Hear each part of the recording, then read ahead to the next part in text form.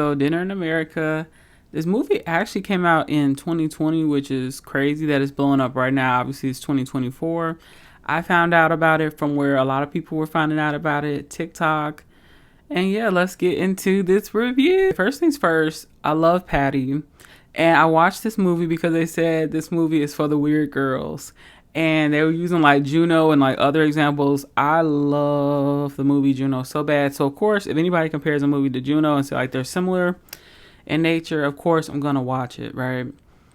Now with Patty, I feel like Patty has, I don't want to say if it's autism, her being on the spectrum. Clearly there's something going on. Not in a negative way, but just like she is different. Like there's some type of mental difference about her. And I found it funny when people were like, no, that's not it. She's just weird. That's it. Well, no, actually, there's very clear moments in the movie. Like when she was talking about the coffee pot, he was like, oh, like there any coffee left? And she was like, it's not on. Nothing's allowed to be plugged in while I'm home alone. That's not normal. You know what I mean? And not like normal, but I'm talking about like there's clearly, I'm pretty sure she's autistic, right? Now, I feel like I relate so much to her in so many ways, and she's the most awesome character ever. And then you have Simon, who is a bit of a jerk, just a real jackass, honestly. And they end up meeting. You know what I mean? The big thing about how she's been messaging that singer this whole time, and come to find out it was him. I love when stories do that. Like, not cliche, but like they do this, like it's in a new way. It's in a fresh way. I love this movie. I think it's so freaking cute. I think it's so many elements that they used and did that are just perfect, really.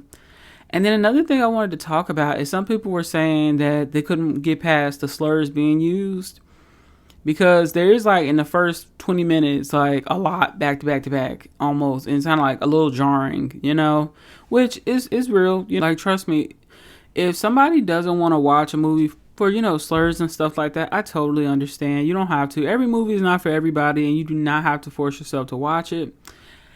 This is just my take on it, though. Now, I am obviously a black person, and I don't typically enjoy people screaming the N-word and stuff like that. But I feel like in the context of this movie, it actually was needed. And I feel like those are the moments where I'm like, I'm okay with it because it's supposed to be like that, you know?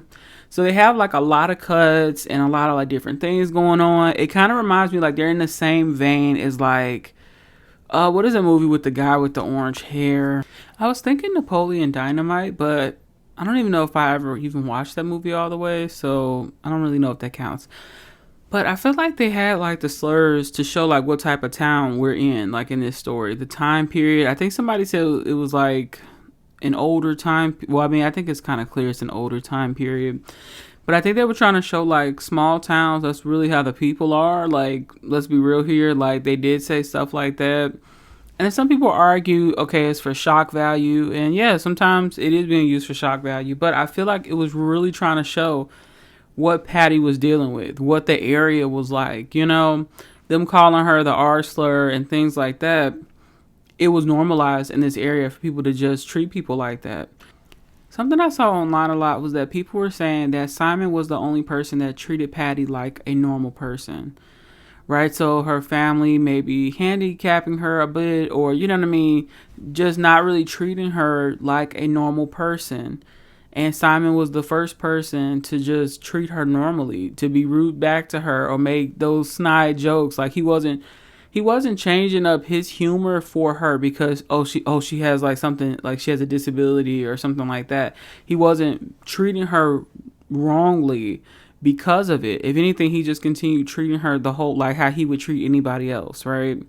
Now obviously there were clear moments where he did stuff differently for her, and like it was nice to see him stand up for her, try to defend her. It was so funny. It's so many funny moments in the movie.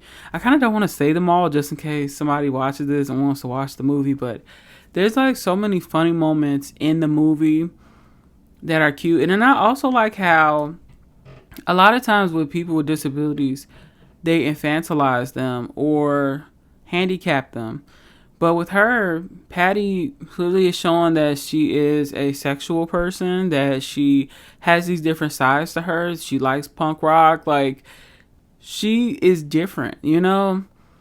And the fact that Simon and her liked each other without even knowing each other for the longest time is crazy, but also so cute. And like I said, that's what makes this movie so cute to watch. And not just cute, but like I said, Patty to me is a really good, complex character. And I never would have thought to myself, put these two characters together, but it works and it's great. And I think, I don't know, we just got to see her stepping into her own a bit, you know? Like in the end, when somebody called her an R slur again, and she got up, and I don't know if she punched them or grabbed them by like their shirt, you know, and yelled in their face, but like her personality, her defending herself, shining through, coming through, her even dressing differently. Not like, oh, she dressed horribly before, but like dressing how she wanted to. I feel like since she's always enjoyed this music, that's how she always wanted to dress. And I like that they didn't change her because of him. So it wasn't like, oh, he came into her life and now she likes punk rock music. No, she liked punk rock music. This is who her character is. This is the things that she likes. And here's this guy that matches up and is a perfect, you know, match for her. And then as far as Simon goes, you have this kid who comes from like a rich family. It appears like, you know, either rich or wealthy family. But they don't accept him. They're not accepting him for who he is. Puts him in a position where I think he was avoiding his family so much. And that's why he was doing the things that he was doing, possibly. And I think that's also why he had to wear a mask while performing, out of fear of what his family would probably do, say, etc., to stop him from doing it. You know, it's really hard when you have like a judgmental family or a family that doesn't support you or your dreams. And it's not that easy, but, you know, Simon, like, you know, the problem's obviously him setting the house on fire. That was a bit problematic, yes. And, but I think that was supposed to be like more funny because like that was his character than anything else. Overall, I love the movie. I think it was really cute. I would rewatch it with someone just to like go over the scenes and stuff again. I would definitely recommend it to anybody. Let me know if you actually liked the movie, if you even watched it. If you didn't, go watch it, okay? It's on Hulu. And that's why it's like been blowing up lately because everybody's been posting about it on TikTok. It is such a cute movie. Definitely worth the watch. And make sure to comment and subscribe. Bye.